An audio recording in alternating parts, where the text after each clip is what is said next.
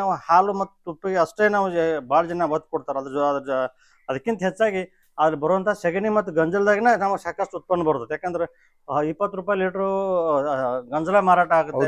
ಸುಮಾರು ಸಗಣಿಯಿಂದನೇ ನಾವು ಸುಮಾರು ಒಂದು ಆಕಳಿಂದ 10 ಎಕರೆ ನಾವು ಸಾವಯವ ಕೃಷಿ ಮಾಡುವಂತ ಒಂದು ತಂತ್ರಜ್ಞಾನ ಸುಭಾಷ್ ಪಾಳೇಕರ್ ಅಂತ ತಂತ್ರಜ್ಞಾನ ನಮಗೆ ಹೇಳಿಕೊಟ್ಟಾರ. ಸಿಸ್ಟಮ್ ಅಲ್ಲಿ ಸೈಪನ್ ಅಂದ್ರೆ ಒಂಥರ ಟ್ಯೂಬ್ ಲೆವೆಲ್ ಅಂದ್ರೆ ಒಂದೇ ಮಾಪ್ನಲ್ಲಿ ಎಲ್ಲ ಪೈಪ್ನ ಅಳವಡಿಸೋದು.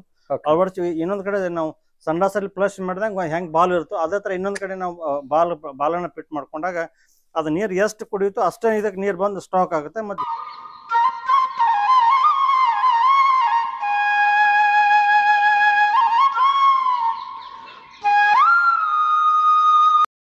ಸರ್, ನನ್ನ ಹೆಸರು ದರಪ್ಪ ಪರಪ್ಪ ಕಿತ್ತೂರು ಅಂತೇಳಿ, ಬಾಗಲಕೋಟೆ ಜಿಲ್ಲೆ ತೇರದಾಳ ತಾಲೂಕು, ತೇರದಾಳ ಗ್ರಾಮ ನಂದು.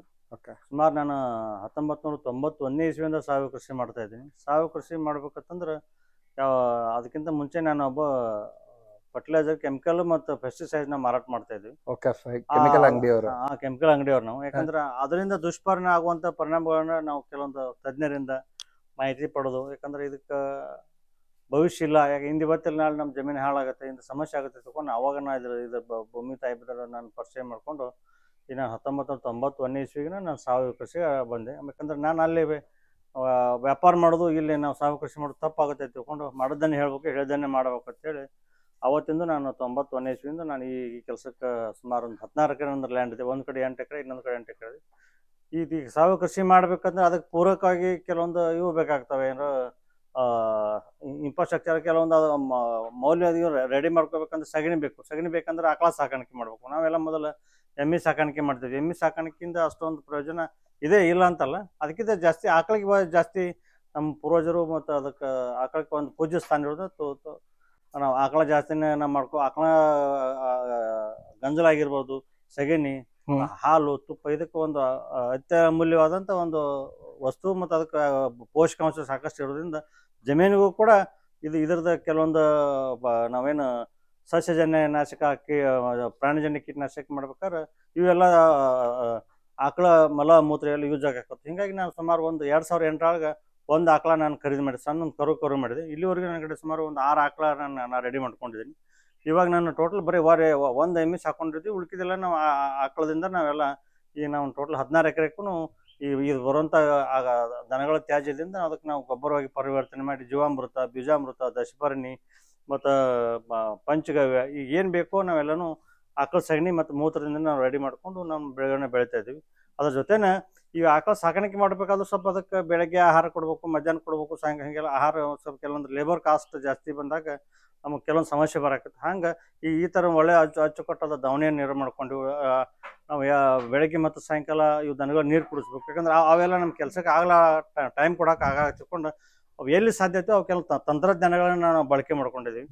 ಈಗ ನಾವು ಇವಾಗ ಬೆಳಗ್ಗೆ ಮತ್ತು ಸಾಯಂಕಾಲ 2 ಹೊತ್ತು ದನಗಳಿಗೆ ನಾವು ಮೇವನ್ನ ಚಾಪ್ ಕಟ್ರ ಮುಖಾಂತರ ಕಟ್ ಮಾಡಿ ಒಂದು ದನಿಗೆ ಬೆಳಗ್ಗೆ 20 kg, ಸಾಯಂಕಾಲ 20 kg ನಾವು ಕೊಟ್ಬಿಡ್ತೀವಿ. ಅದ್ರ ಜೊತೆ ನೀರು ಕುಡಿಸ್ಬೇಕಾದ್ರೂ ಕೂಡ ನಾವು ಬೇರೆ ಕೆಲಸ ಒತ್ತಡ ಇರೋದ್ರಿಂದ ನಮ್ಮ ಟೈಮ್ ದನಗಳಿಗೆ, ಯಾಕಂದ್ರೆ ನೀರಿನ ಮಹತ್ವ ಅದು ನಮ್ಗೆ ಎಷ್ಟು ಇದು ಅದಕ್ಕೆ 10 ಪಟ್ಟು ದನಗಳಿಗೆ ನೀರಿನ ಮಹತ್ವನೂ ಇದೆ.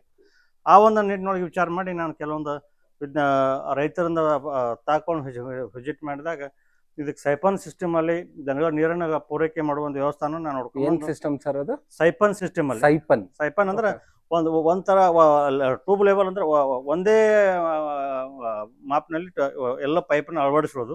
ಅಳವಡಿಸಿ ಇನ್ನೊಂದು ಕಡೆ ನಾವು ಸಂಡಾಸಲ್ಲಿ ಫ್ಲಶ್ ಮಾಡಿದಾಗ ಹೆಂಗ್ ಬಾಲ್ ಇರುತ್ತೋ ಅದೇ ತರ ಇನ್ನೊಂದು ಕಡೆ ನಾವು ಬಾಲನ್ನ ಫಿಟ್ ಮಾಡ್ಕೊಂಡಾಗ ಅದು ನೀರು ಎಷ್ಟು ಕುಡಿಯುತ್ತೋ ಅಷ್ಟೇ ಇದಕ್ಕೆ ನೀರು ಬಂದು ಸ್ಟಾಕ್ ಆಗುತ್ತೆ. ಮತ್ತು ಹೆಚ್ಚಿನ ನೀರನ್ನು ವೇ ಆಗಲ್ಲ. ಮತ್ತು ನಾವು ಯಾವಾಗ ನಾವು ದನಗಳಿಗೆ ನೀರು ಕುಡಿಸ್ಬೇಕಾದ್ರೆ ಮಧ್ಯಾಹ್ನ ಕುಡಿಸ್ತೀವಿ, ಇಲ್ಲಾಂದ್ರೆ ಸಾಯಂಕಾಲ ಕುಡಿಸ್ತೀವಿ. ಅಕಸ್ಮಾತ್ ಏನಾದರೂ ರಾತ್ರಿ ಇವಕ್ಕೆ ಏನಾದರೂ ದನಗಳು ನೀರಿನ ಅವಶ್ಯಕತೆ ಬಿದ್ದಾಗ ಅದ್ರ ಸಮಸ್ಯೆ ಭಾಳ ಆದಾಗ ಅದು ಯಾರೂ ಕುಡ್ಸಂಗಿಲ್ಲ. ಅದಕ್ಕೆ ನಾವು ದನಗಳಿಗೆ ಸೈಪನ್ ಸಿಸ್ಟಮಲ್ಲಿ ಕಡಿಮೆ ಖರ್ಚಿನಲ್ಲಿ ಒಂದ್ಸಲ ನಾವು ಇದಕ್ಕೆ ಇನ್ವೆಸ್ಟ್ಮೆಂಟ್ ಮಾಡಿದಾಗ ಇದು 24 ಗಂಟೆನೂ ಅದಕ್ಕೆ ನೀರು ಅವೈಲೇಬಲ್ ಇರ್ತೈತೆ. ನಾವು ಹೆಂಗೆ ನಮಗೆ ಬೇಕಾದಾಗ ನಾವು ನೀರು ಕುಡಿತೀವಿ ಅದೇ ರೀತಿ ಒಳಗೆ ದನಗಳಿಗೆ ಕೂಡ ನಾವು ಅದಕ್ಕೆ ಅವೈಲೇಬಲ್ ಇದ್ದಾಗ ಅದಕ್ಕೆ ನೀರಡಿಕೆ ಆದಾಗ ನೀರು ಕುಡಿಲಿ ಅನ್ನೋ ಉದ್ದೇಶದಿಂದ ನಾವು ಏನು ವ್ಯವಸ್ಥೆ ಮಾಡಿ ಸೈಪನ್ ಸಿಸ್ಟಮ್ ಅಲ್ಲಿ ಮಾಡಿಕೊಂಡಿದ್ದೀವಿ. ಬೆಳಗ್ಗೆ ಸಾಯಂಕಾಲ 2 ಹೊತ್ತು ಮೇವು ಕೊಡ್ತೀವಿ. ಮತ್ತು ಯಾವುದೇ ನಾವು ರಾಸಾಯನಿಕ ಕೀಟನಾಶಕ ಬಳಸದಂತ ನಾವು ಆಹಾರಗಳನ್ನು ದನಗಳಿಗೆ ಕೊಟ್ಟು ಸಾವಯವ ಹಾಲನ್ನು ನಾವು ಪೂರೈಕೆ ಕರಿತೀವಿ. ಇದ್ರ ಹಾಲಿಂದ ಮಹತ್ವ ಹೆಂಗಂದ್ರೆ ನಾವು ಯಾರಾದ್ರೂ ಆಕಳ ಜಾಸ್ತಿ ಕೆಲವು ಜನ ತಾಯಂದಿರು ತಮ್ಮ ಮಕ್ಕಳಿಗೆ ಹಾಲು ಕುಡಿಸ್ಬೇಕಂತಂದ್ರೆ ಹಾಲಿಂದ ಪೂರೈಕೆ ಮಾಡಬೇಕಂದ್ರೆ 60 ರಿಂದ 70 ರೂಪಾಯಿ ಲೀಟರ್ ಹಾಲನ್ನು ಮಾರಾಟ ಮಾಡ್ತೀವಿ. ಅದಕ್ಕೂ ಹೆಚ್ಚಾಗಿ ನಾವು ಹಾಲು ಜಾಸ್ತಿ ನಮ್ಮ ಕಡೆ ಇದ್ದಾಗ ನಾವು ಅದನ್ನು ಹೆಪ್ಪಾಕಿ ಬೆಣ್ಣೆ ಮಾಡ್ತೀವಿ, ಮೊಸರು ಮಾಡ್ತೀವಿ. ಮೊಸರು ಮಾಡಿದ್ರೆ ಅದನ್ನ ಬೆಣ್ಣೆ ತಗೊಂಡು ಅದರಿಂದ ತ್ಯಾಜ್ಯಗಳಿಂದ ಮೊಸರಿಂದ ನಾವು ಬರುವಂಥ ಮಜ್ಜಿಗೆಯನ್ನು ನಾವು ಗೋಕೃಪಾಮೃತಕ್ಕೂ ಟೋಟಲ್ ಅದ ತ್ಯಾಜ್ಯಗಳನ್ನ ಬಳಕೆ ಮಾಡ್ಕೋತೀವಿ. ಅದ್ರ ಲಾಸ್ಟ್ ನಾವು ತುಪ್ಪ ಏನು ಕಾಯಿಸ್ತೀವಲ್ಲ, ಕಾಯಿಸಿದಾಗ ನಾವು 2500 ರೂಪಾಯಿ 1 kg ತುಪ್ಪ ಕೂಡ ನಾನು ಮಾರಾಟ ಮಾಡಿದೆ. ಅಂದ್ರೆ ನಮ್ಮಲ್ಲಿ ಬೆಳೆದಂಥ ನಮ್ಮಲ್ಲಿ ಇರುವಂಥ ಮೌಲ್ಯವರ್ಧನೆ ಮಾಡಿ ನಾವು ಈ ಒಂದು ಒಳ್ಳೆ ಮಾರುಕಟ್ಟೆಯನ್ನು ಕಂಡುಕೊಂಡಿದ್ದೀವಿ. ಇದೇ ರೀತಿ ಪ್ರತಿಯೊಂದರಲ್ಲಿ ಕೂಡ ನಾವು ಯಾವುದೇ ಬೆಳೆದ್ರು ಕೂಡ ಅದನ್ನು ಮೌಲ್ಯವರ್ಧನೆ ಮಾಡಿ ನಾವು ಮಾರ್ಕೆಟ್ ಮಾಡುವಂಥ ವ್ಯವಸ್ಥೆ ನಾನು ಮಾಡ್ಕೊಂಡು ಈ ಹೈನುಗಾರಿಕೆ ನಾವು ಹಾಲು ಮತ್ತು ತುಪ್ಪಿಗೆ ಅಷ್ಟೇ ನಾವು ಭಾಳ ಜನ ಒತ್ತು ಕೊಡ್ತಾರೆ. ಅದಕ್ಕಿಂತ ಹೆಚ್ಚಾಗಿ ಅದ್ರ ಬರುವಂಥ ಸಗಣಿ ಮತ್ತು ಗಂಜಲದಾಗನೇ ನಾವು ಸಾಕಷ್ಟು ಉತ್ಪನ್ನ ಬರ್ತದೆ. ಯಾಕಂದ್ರೆ 20 ರೂಪಾಯಿ ಲೀಟ್ರು ಗಂಜಲ ಮಾರಾಟ ಆಗುತ್ತೆ. ಸುಮಾರು ಸಗಣಿಯಿಂದನೇ ನಾವು ಸುಮಾರು ಒಂದು ಆಕಳಿಂದ 10 ಎಕರೆ ನಾವು ಸಾವಯವ ಕೃಷಿ ಮಾಡುವಂಥ ಒಂದು ತಂತ್ರಜ್ಞಾನ ಸುಭಾಷ್ ಪಾಳೇಕರ್ ಅಂತ ತಂತ್ರಜ್ಞಾನ ನಮಗೆ ಹೇಳಿಕೊಟ್ಟಾರೆ.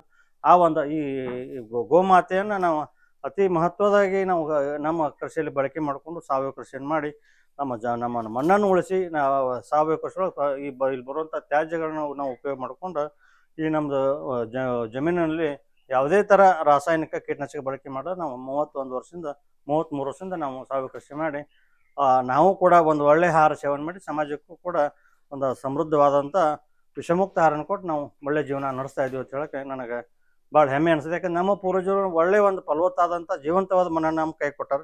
ನಮ್ಮ ಮಕ್ಕಳಿಗೆ ಮುಂದಿನ ಪೀಳಿಗೆಗೆ ನಾವು ಮಣ್ಣಿನ ಸಂರಕ್ಷಣೆ ಮಾಡೋದ್ರ ಜೊತೆನ ಈ ಪರಿಸರ ಸಂರಕ್ಷಣೆ ಮಾಡಿ ನಾವು ಸಾವಯವ ಕೃಷಿಯಲ್ಲಿ ಒಳ್ಳೆ ಜೀವನ ಮಾಡ್ತಿದ್ವಿ ಅಂತ ಹೇಳ್ಕೊಂಡು ನನಗೆ ಭಾಳ ಹೆಮ್ಮೆ ಅನಿಸ್ತೈತಿ. ತಾವು ರೈತರಾದವರು ಈ ಥರ ಒಂದು ಕೆಲವೊಂದು ತಂತ್ರಜ್ಞಾನ ಬಳಕೆ ಮಾಡ್ಕೊಂಡು ಸಾಧ್ಯ ಆದಷ್ಟು ಲೇಬರ್ ಕಾಸ್ಟ್ ಕಡಿಮೆ ಮಾಡಿ ತಾವು ಕೂಡ ಒಂದು ಒಳ್ಳೆ ಆಹಾರ ಸೇವನೆ ಮಾಡಿ ದಸ್ಪುಸ್ BP ಶುಗರ್ ಬರಲಾರ್ದೆ ಅಂತ ಇರುವಂಥ ಆಹಾರವನ್ನು ಸೇವನೆ ಮಾಡಿ ರಾಸಾಯನಿಕ ಮುಕ್ತವಾಗಿ ತಾವು ಕೂಡ ಇರಬೇಕು ಅಂತೇಳಿ ನನ್ನ ಒಂದು ಆಶಯ ಮುಖಾಂತರ ನಾನು ಈ ವಾಹಿನಿಯ ಮುಖಾಂತರ ತಮ್ಮಲ್ಲಿ ಮನವಿಯನ್ನು ಮಾಡಿಕೊಂಡು ಎಲ್ಲರಿಗೂ ವಂದನೆ.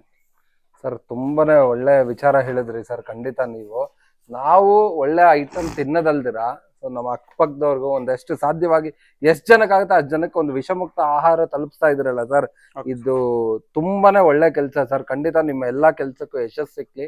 ನೋಡಿ ರೈತ ಮಿತ್ರ, ಇವ್ರ ಹತ್ರ ನಿಮ್ಗೆ ನ್ಯಾಚುರಲ್ ಆಗಿ ಇವ್ರು ಹೇಳ್ದಂಗೆ ನೋಡಿದ್ರಲ್ಲ ನೀವು, ಒಂದಷ್ಟು ಕೂಡ ಕೆಮಿಕಲ್ ಹಾಕಲ್ಲ. ಈವನ್ ನಾವು ತಿನ್ನೋ ಬೆಳೆಗಲ್ದಿರ ಹಸುಗಳಿಗೂ ಕೂಡ ಯಾವುದೇ ರೀತಿ ಕೆಮಿಕಲ್ ಹಾಕದೆ ಇಲ್ದಿರೋ ಅಂತ ಹುಲ್ಲುಗಳನ್ನ ಬೆಳೆದು ಮತ್ತೆ ಎಲ್ಲಾ ನೀಟಾಗಿ ಹಸುಗೆ ಯಾವುದೇ ರೀತಿಯಾದಂತ ಒಂಥರ ಒಂದು ಸ್ಟ್ರೆಸ್ ಎನ್ವೈರ್ಮೆಂಟ್ ಇಲ್ದಿರೋ ಒಂಥರ ಫ್ರೀ ಎನ್ವೈರ್ಮೆಂಟ್ ನಮ್ಗೆ ಯಾವಾಗ ಏನ್ ದಣಿವಾಗುತ್ತೆ ಆಗ ಯಾವಾಗ ನೀರು ಕುಡಿತೀವಿ ಅದೇ ತರ ಇವನ್ ಹಸುಗಳಿಗೂ ಕೂಡ ಅದೇ ತರ ಒಂದಷ್ಟು ತಂತ್ರಜ್ಞಾನಗಳನ್ನ ಬಳಸ್ಕೊಂಡು ಇವ್ರು ಈಸಿಯಾಗಿ ಎಲ್ಲಾನು ಅಳವಡಿಸ್ಕೊಂಡಿದ್ರೆ ನಿಮ್ಗೆ ಯಾರಿಗೆ ಬೇಕಾದ್ರೂ ತುಪ್ಪ ಈ ತರ ಹಾಲು ಇಲ್ಲ ಮೊಸರು ಬೇಕಾದ್ರೆ ದಯವಿಟ್ಟು ಸಾರ್ನ ಕಾಂಟ್ಯಾಕ್ಟ್ ಮಾಡಿ ಅಂತ ಹೇಳ್ತಾ ಈ ವಿಡಿಯೋ ಮುಗಿಸ್ತಾ ಇದ್ದೀನಿ. ಧನ್ಯವಾದಗಳು. ಶುಭ ದಿನ. Thank you.